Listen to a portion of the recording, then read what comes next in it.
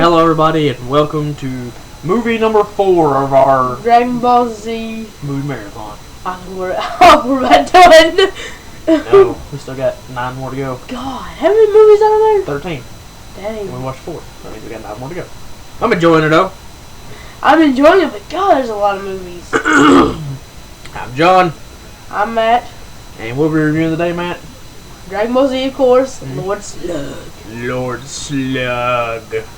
Just to give you a hint, he's a Super Namekian. He is that, but they probably don't even know what Namekians are. Namekians are these... they're green. They look like weird bug things. And they come from Namek. Sorry, I got distracted. Another pretty easy plot. You know, they got the peaceful Earth going on. And then, this spaceship shows up. Well, no. It starts out with this, they think it's a meteorite heading to Earth that's going to blow it up. So Goku and Krillin go to try to stop it, but they say there's people living on the thing, so they don't want to destroy it. They try to knock it off path, which they kind of do, but it makes a little bit of impact. And then all of a sudden there's a spaceship that came off the thing that's sitting on Earth that is ran by none other than Lord Slug, who wants to freeze the planet to make it into his, they use them as starships. They freeze the planet and use it for their resources and stuff like that. Yeah. While there, of course, he learns about the Dragon Balls. He uses Bulma. What happened to Bulma? She's dead. No, she was with Chi-Chi towards the end of the movie, remember? Oh, yeah. That's a legal blow. He gets the Dragon Balls and wishes for eternal life. No, eternal youth because he's old. And then basically... It's not eternal life like that. But we got interrupted and I can't remember where I was. Just to finish out the storyline, basically, then it's up to Goku. Oh, eternal youth. Yeah, eternal youth. Then it's basically up to Goku and the crew to stop Lord Slug from freezing the planet and, you know, save the Earth once again. Which, of course, no spoiler because you know what's going to happen. Day 16. Even though they get the crap beat out of them. That's wouldn't be Dragon Ball Z if it wasn't a close fight. Yeah, they're always close fights and they're all brutal. And once again, there's tons of henchmen. This one has the most henchmen out of probably all of them. Yeah, because he has his three main henchmen, and then like an army, like you said. And then most of them get killed, and the rest of them all. But what the grossest one is the frog-looking dude. Oh, he splits off into like a little bit. Yeah. That's gross. What'd you think about the movie? I like it. It's a good one. I like it. I got a cool story about this one though. When I was young, I didn't get the internet until I was in high school, so I was kind of behind the times, you know. With that. So the only things I knew about Dragon Ball Z were what I watched on TV. I didn't know anything about the movies other than like, you know, Triamite. I'd seen Triamite.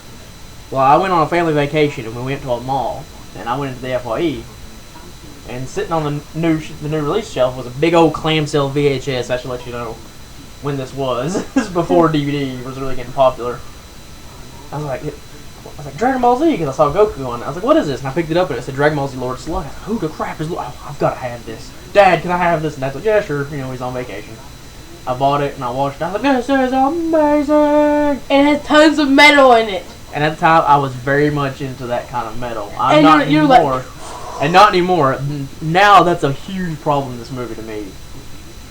But it's funny. It's full of stuff like Deftones, Disturbed, Cold, that really bad early 90s, late 90s metal. Slipknot, maybe? Probably. I didn't pay that much attention. And it's not that it doesn't fit the movie, it's that it's too daggum loud. It's like, man. Like when they, like you be the music and I'll be the dialogue when they stop fighting. The bird.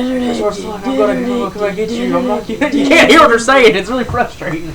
You're like, And the rest of it's like this in the background. Well, the problem is like throughout the series and in a lot of the movies, the music that was produced for the movie the show was really good. The music throughout the series and in the first couple movies were really good. So why they replaced it with that metal, I'll never know. Why didn't they use instrumental? Yeah, like if you're gonna use metal, use the instrumentals. Let's not have singing in it because there's nothing worse than someone trying to talk. And as they're trying to talk, someone is singing over top of. You're like, are they singing? What's going on? That's the problem with the movie. But, you know, like I was saying at the time, the only way to know about things that were gonna happen with Dragon Ball Z was to either buy it or read the magazines.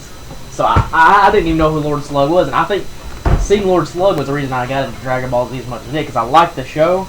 But I was like, what is all this stuff I don't know about? And I started buying the magazines. The movies. Where I started learning about Dragon Ball Z Uncut.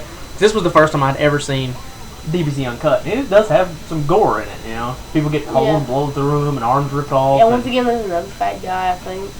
I mean, this is a little bit of a spoiler alert, but Piccolo rips his ears off. Which is always to this day one of the weirdest things in Dragon Ball Z history. Yeah, he's like,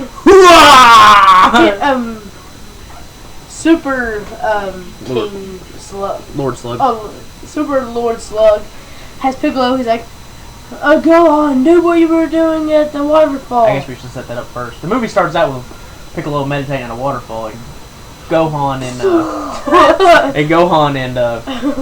oh, what's that thing's name? Icarus, the little dragon, show up. And Gohan he died in the last movie, like, the turtle just blasted with his face. And Gohan is whistling, they're dancing, and it hurts Piccolo's ears because the Namekians have sensitive ears, apparently. So how does Gohan help Goku destroy Lord Slug?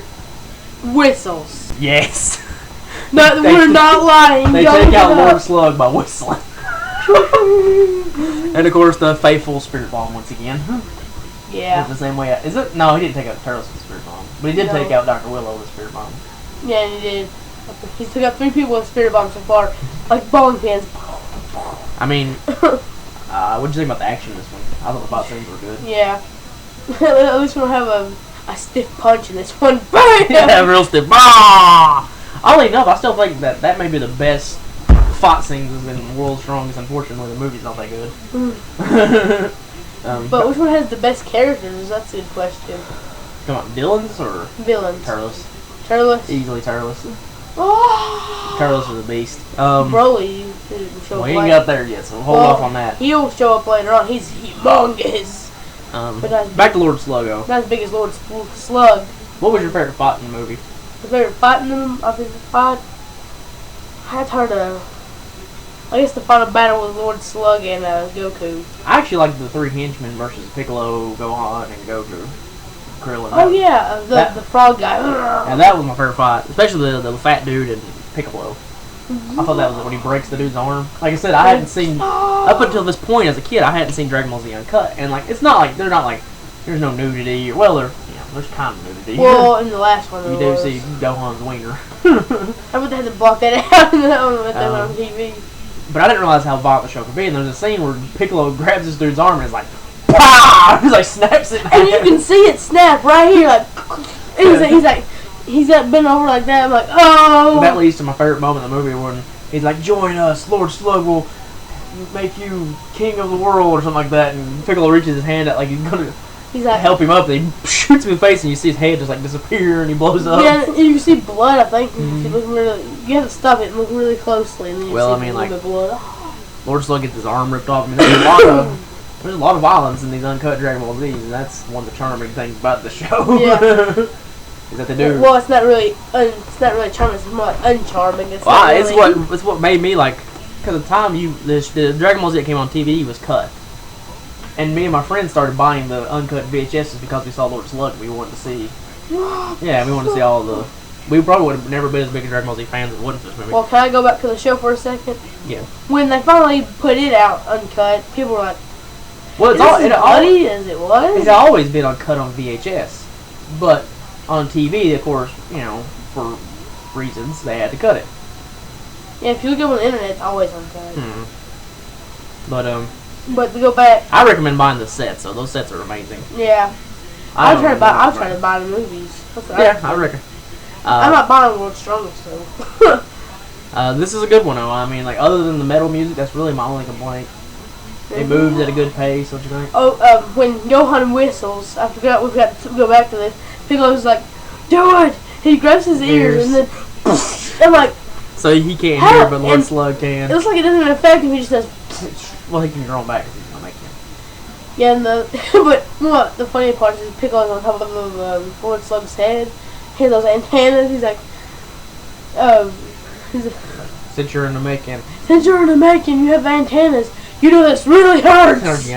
He's like, ah! My favorite funny moment in the movie is when Krillin goes to fight Lord Slug. Lord Slug yeah, backhands him flying. When Krillin's flying there, you hear him go, "What is it? It's all yours, Goku!" First says, "Let me take this one." Yeah. And Lord Slug Goku's just like, slaps him. "No!" Then slop. Sends him flying. And then he's like, "It's yours, Goku." Overall, I think it's a good one. Yeah, but there's a weird part in this. I don't think you remember it when Piccolo looks like he's kind of like gonna go. Oh yeah, they're He's like injured. this. Yeah, it's like it's weird. Maybe they're dead. Like I said, overall, I think this is a good movie. What are you gonna give it out of 5? I'd actually give it a 5. You give it a 5? Yeah. I'll give it a 4. I'm gonna stick solid with a 4 for right now. An interesting thing, what's your favorite so far? Probably this one. Lord Slug? Yeah. Mine's probably Triamite. Oh yeah. I love Triamite. About that one. So Triamite and this one. he gives it a solid 5. I'll give it a solid 4. Tune in. What is the? Is this the Friday review or Wednesday? I think it's Friday. Maybe tune in Monday. We're not sure because we can't keep up with dates very well. And we'll be reviewing. Is it? Cooler, right? Yeah, it's Cooler's Revenge. So tune in then, homies. We'll see y'all later. Don't be scared. Don't be scared. We're gonna go watch some UFC.